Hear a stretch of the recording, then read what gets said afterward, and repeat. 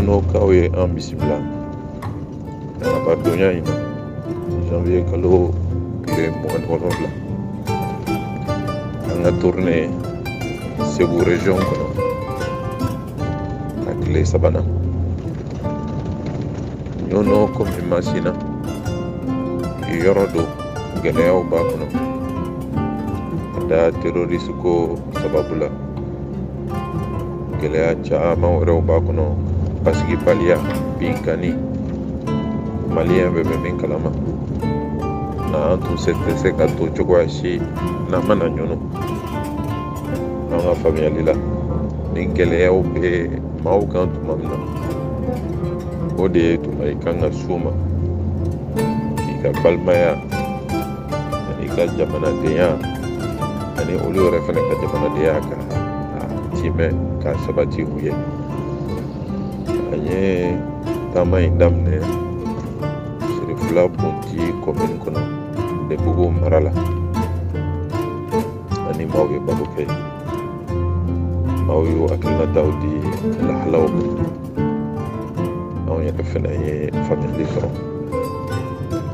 an bɔra yen an nana Molodo o fana ye ɲɔnɔ commune dɔ ye o kɛra o lahala kelen maaw ka laɲiniw ka taa sɔrɔ u yiriwali ka taa basigibaliya ani baro k'o kan an ye taama in laban ɲɔnɔ yɛrɛ dugu kɔnɔ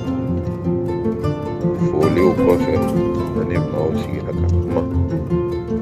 kuma caman fɔra anw ye min y'a to anw yɛrɛ fɛnɛ an ka faamuyali dɔ fara la gɛlɛya ninnu a kɔnɔ ka don kosɛbɛ lahala caman de b'a la i tɛ se ka min faamu k'i to Bamakɔ an dalen kɔni bɛ min na komi an y'a fɔ cogoya min na solution foyi tɛ Mali problème na ni maliyɛnw yɛrɛ ka u sen don a la wa maliyɛnw yɛrɛ ka sira ɲumanw sɔrɔ a la kɔfɛ mɔgɔ si tɛ se ka Mali problème ɲɛnabɔ n dalen don an bɔra ɲɔnɔ ani misi wasalen an ye interview di journalistw ma ka hakilinataw di ala sɔnna an bɛ continuer ka dossier suit lahala minnu fɔra fɛnɛ an bɛ se ka min ɲɛnabɔ a la an bɛ continuer k'o baaraw kɛ